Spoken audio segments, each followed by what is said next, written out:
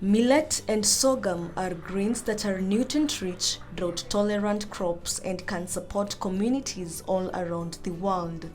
According to International Crop Research Institute for the Semi-Arid Tropics, an estimation of 90 million people in Africa and Asia depend on millets in their diets. Moreover, 500 million people in over 30 countries in the world depend on sorghum as it is their staple food. This, however, has changed in the past 50 years. The grains have decreased in popularity in favor of developing other crops such as maize, wheat, and beans. In today's episode of Climate Smart Agriculture, we will be focusing on the convergence of small grain seed industry to strengthen the sorghum and pearl millet hybrids delivery in Eastern and Southern Africa. International Crop Research Institute for the Semi-Arid Tropics is an international non-profit organization that undertakes scientific crop research for development. With a keen focus on drylands, ICRISAT specializes on crops that survive in harsh climates, namely legumes including chickpea, pigeon pea, and groundnut, and cereals like sorghum, pearl millet, and finger millet. I work for International Crop Research Institute for Semi-Arid Tropics, ICRISAT, an institute that has a mandate to work on 6 crops that are good for semi-arid areas of the world. We work on sorghum, pearl millet, finger millet, pigeon pea, groundnut, and chickpea. These are crops that are resilient, that resist many stresses, including drought. So, why is millet an important ingredient in our diet? Millets are rich in protein and are gluten-free, and in return, it prevents and manages diabetes. Pearl millet is very rich in iron. Finger millet has 3 times more calcium than milk. Struggling with constipation? Well, kodo millet might just be what you're looking for, as it has 3 times the dietary fiber of wheat and maize and 10 times of rice. On the other hand, sorghum is used as a sweetener as its syrup is rich in vitamins, minerals, proteins, and fibers, and it is also gluten-free. Did you know that sorghum reduces some type of cancer? It also controls diabetes and prevents it. These benefits are testified even in Sudan. Crops that are good for nutrition and health. In the cereals, as you all know, the dependence of some of the cereals that has been there in Africa, not just in Kenya only, has cereals that are low in some of the micronutrients like iron, calcium, and zinc. And the advantage these cereals ICRISAT works on is that they have high levels of these micronutrients that normally lead to what we call hidden hunger. Now, ICRISAT has a global mandate, and it has its regional offices in India, in southern India, West and Central Africa, then Eastern and Southern Africa, but the head office is in India, in Patanjeru, in Telangana state. Now, in Eastern and Southern Africa, we work on these crops covering countries starting from Sudan all the way to Southern Africa. Now, we have our main breeding stations that align to the agroecologies where these crops are grown. So we have 3 main agroecologies that we work in this region. One being the dry lowlands, where we are today in Kiboko. Then we have the subhumid mid-altitude areas which cover the Lake Victoria zone. And then a small niche in the highlands where we have low temperatures as a main stress to most of these crops, especially the cereals, that seed setting becomes a problem when the temperatures drop below a certain level. Sudan is mainly used for feed and for food. For blending, we use white grain sorghum that we are trying to blend with wheat. In good season, we export. We export to the Gulf state, to Saudi Arabia, even to Europe also, we used to export. But it's a question of yield and compatibility. If your yield is high, then you are competitive because there are much grain in the market and the consumer is very price conscious. We cannot compete unless we grow vertically by increasing the yield. So this is very important also to support our sorghum in Sudan and to support our exports. Season around 5 million ton, around 5.5 to 6 million, depends on the season again. You know the climate change also affecting everywhere, and if you have a good season, we can go up to 6 to 7 million tons every year. And this is of course low looking at the area. If we improve the varieties and give the farmers high yielding, that yield can go up to 15, 16 million. National average is low. It's about 0.2 to 0.3 ton per acre. But the improved varieties now we are using produce 1.5 ton. Look at the difference. This is by acre. I'm saying by acre, yeah. For improved varieties, it can go up to 1.5 ton. It can go up to 1.5 ton. That's a potential, and the hybrid has more potential. But if we increase the area and then improve varieties, this 0.2 ton can go to 0.5, 0.6, 0.7, and it is a huge increase. It is going to have its effect on the compatibility or competitive. I think if you say if a farmer produce half a ton and the price will be around $300, so you can calculate about $150 for national average. Yeah. But it is very clear, I must say, that farmers who use improved varieties are in a very different situation in terms of returns. Very much difference. They are very comfortable using improved varieties. How much are they making, those using improved varieties? A hectare, if it's 3 ton times 300, that's almost $1,000 per acre. With the mentioned benefits of sorghum, farmers have traditionally farmed it through the open-pollinated varieties. Open-pollinated variety is simply the type of variety that resembles the parent, while the hybrid parents are the type of varieties developed in a more modified way and are drought-resistant.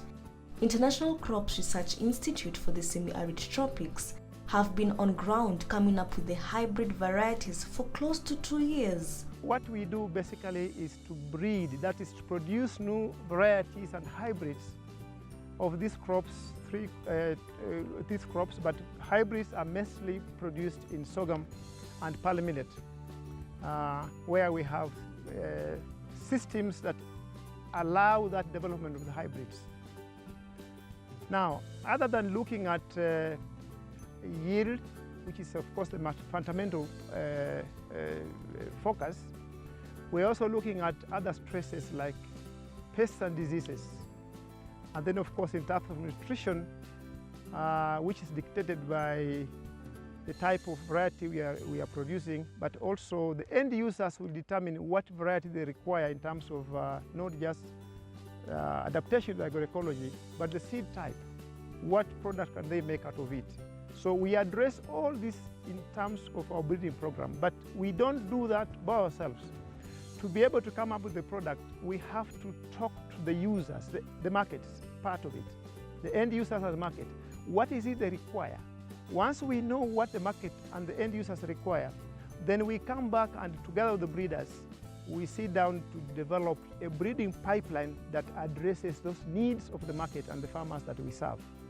So we develop what we call markets, identify market segments, and then we develop target product profiles that align with the market that we are trying to serve. And this happens across the region that we are working in.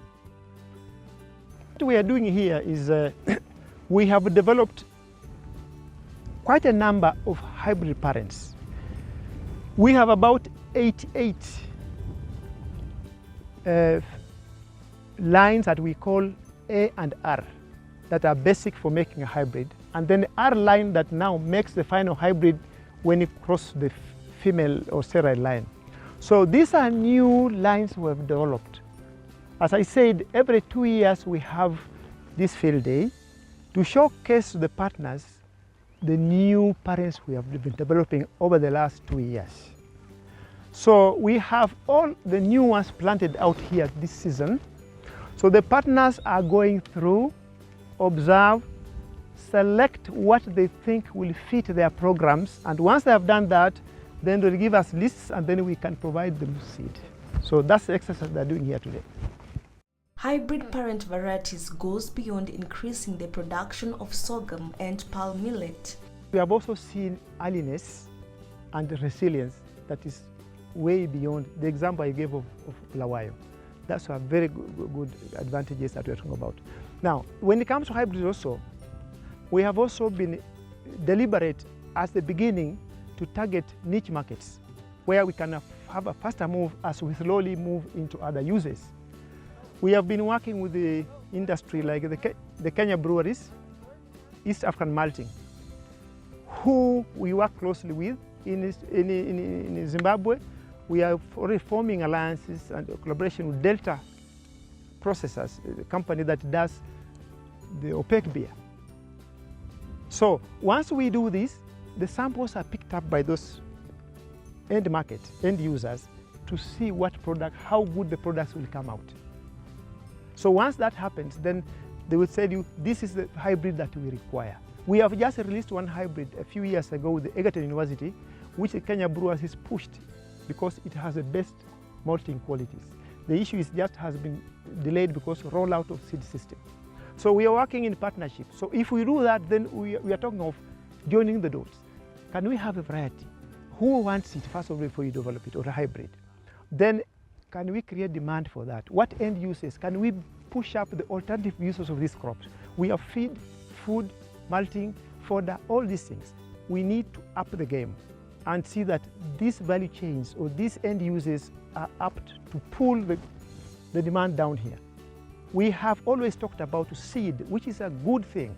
The seed is required, but we can build volumes of these hybrids of seed or OPVs in one season. But what will drive the demand for seed is the demand side.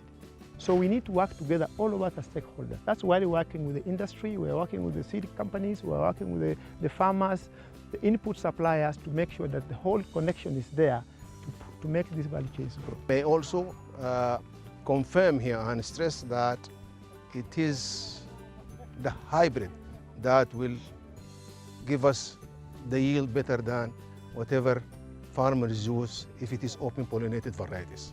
So that's why we are here, and we are thankful again for ICRISAT and Eric team for the development. I have been here last year also. I have got some material, and now I think we are getting much more better material. He further states that they come with more advantages. Recently, ICRISAT held a field day in Kalro ICRISAT Research Station, whereby the consortium members were exposed to sorghum and palm millet hybrid parents. A beehive of activities it was at the Kalro ICRISAT Research Station, situated in Kiboko, Makueni County.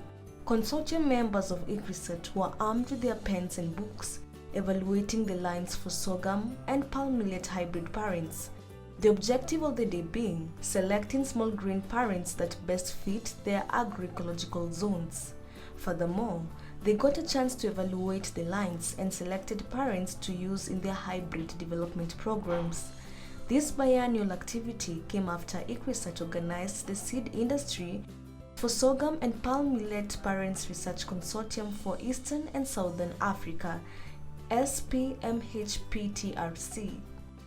We have formed what we call a hybrid parent research consortium, which brings together players in the sorghum and palm millet hybrid seed industry. Now, when you come to sorghum and millets, much of the seed is handled through the informal system, because what we have in the market are mostly open pollinated varieties, which at times farmers recycle. So the informal sector embraces about possibly 20 to 30% of the seed required in the system. The rest of the seed is actually handled through the informal system. But when it comes to hybrids, it's a rather technical part that the informal system cannot be able to handle, because we are talking of 3 lines for you to be able to develop a hybrid. We have the cereal line called the A line, a line that maintains that sterility called a B line, and a line that now makes the hybrid, which is called the R line. So that complication cannot be handled by the informal system. So we have partnered with the private sector, the seed companies that can be able to take up this challenge. And ICRISAT has moved out of developing finished products, which is the hybrids, but now focuses on developing hybrid parents, which are then taken up with the private sector or public breeding programs that have the capacity to handle this, to be able to develop hybrids, the final product that they push to the market. So our role is basically now to produce hybrid parents. Now the field day today has brought together all the stakeholders in the seed industry, including public breeding systems, to be able to appreciate the hybrid parents that we have been developing for the last 2 years. And this covers stakeholders across the region, right from Sudan down to Zimbabwe, that are all converging here today to be able to look through what is behind me here, observe what is here, select what the programs, their programs would want to use in their breeding programs, and then we shall provide them with the seed to continue the programs. That is the essence of it. SPMHPTRC is a public-private partnership aimed at building the seed industry for the supply of high-performing hybrids to farmers. Small grain farmers can now have a blend of increasing profit margins and hybrid seed production, following the rise of sorghum and palm millet grain demand in Kenya. The last few years saw a growing interest in sorghum and millets and other small grains from the public and private Eastern and Southern Africa. Apart from addressing the impacts of climate change for food and nutrition security, demand for sorghum grain in East and Southern Africa is rising for conventional utilization. Moreover, it poses as a new alternative for commercial use in food and feed mulching. In Kenya, the average national yield for sorghum is about 0.7 tons per hectare. The potential, even for the existing varieties, is about 4 or 5 tons. Why are we not there? There are many things. Other than just the variety also needs management to be able to exploit its genetics.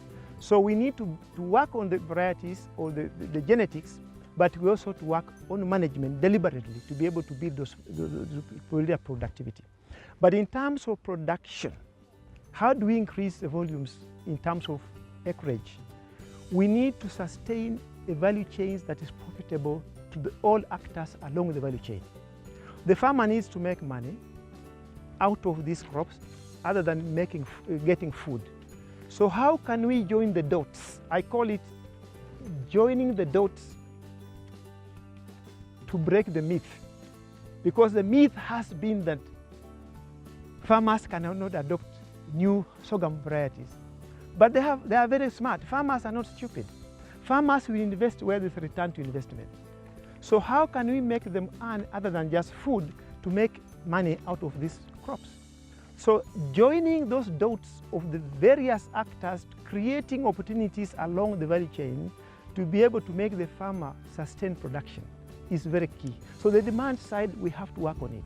That's why opportunities like blending, which will pull up demand for the grain, is a very, very welcome move by the government of Kenya. The demand of sorghum and millet has taken a new high in Kenya following the actualization of the flour blending policy. Additionally, the private sector is neither left behind.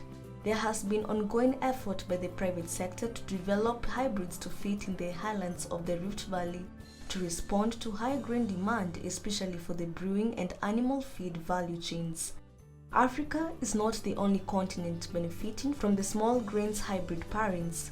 Private companies in India, South Africa, and Zambia have also expressed interest in investing in hybrid sorghum and palm millet in Eastern and Southern Africa to tap into the opportunities arising from the rising sorghum and palm millet grain demand. This also doubles up as an option for climate change mitigation.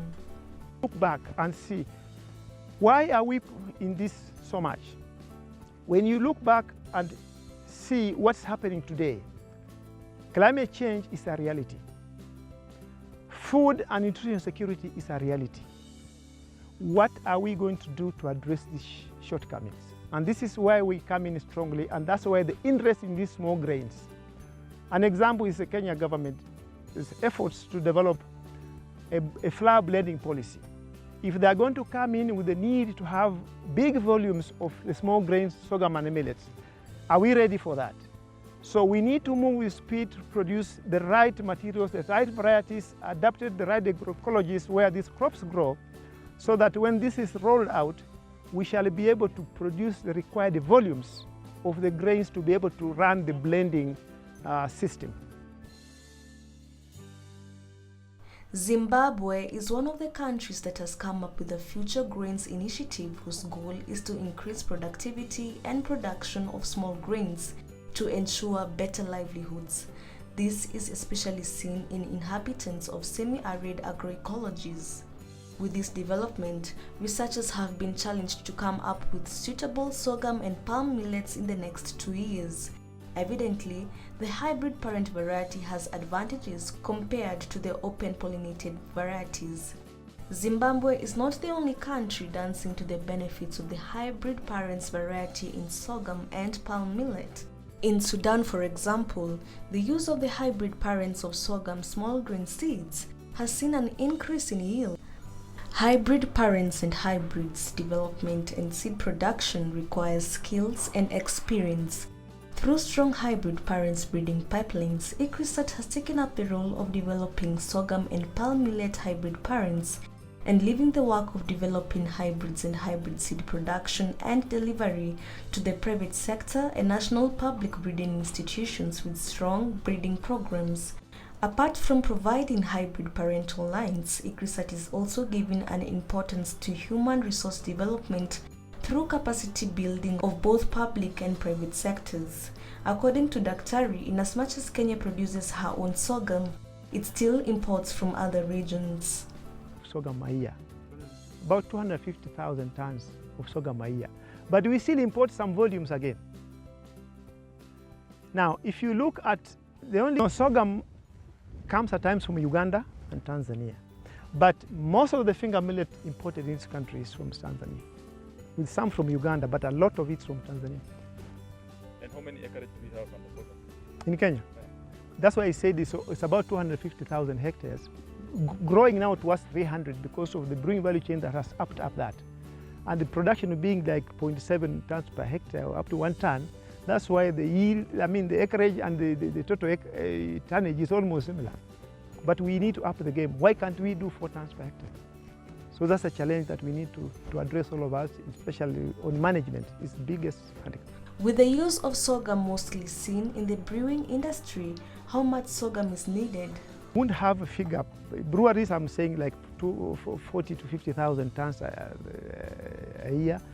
The 250,000 that is produced here may include that, possibly, roughly, possibly 200,000, but yet still some grain is imported. Not formally at times, it's through the borders and all this. But if you want to talk about production in this region, we are a paltry, small producer of sorghum. Sudan, and Nile Tanzania, has about 6 million hectares of sorghum. Ethiopia has over 2 million hectares of sorghum. Tanzania has about 750,000 hectares plus of sorghum. So we have large players where actually much of the sorghum is not for industry. That's the main food.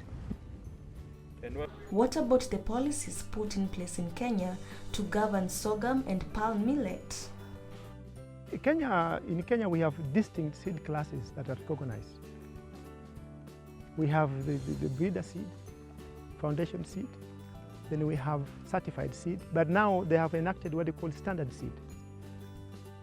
So those regulations are in place and they're working excellently. Only that if you look at the drought-tolerant crops, much of the seed is not handled through the formal system because of the business volumes that the companies are looking for. Because, companies are in to make money and you can't blame them. So the informal system handles most of the glutinous crops because most of this is not commercialized. But where we have had commercialization, even the OPVs, farmers demand seed every season. The example of Gadam, farmers would want seed every season because they know there is a return to investment. So if we create demand, all these things will fall in place. But before that, with the subsistence production, the seed system is largely still informal. With this, there will be more sorghum and palm millet parents that are produced in large numbers and tick all the boxes in quality and quantity. We need to join the dots. That's the biggest emphasis we are putting in.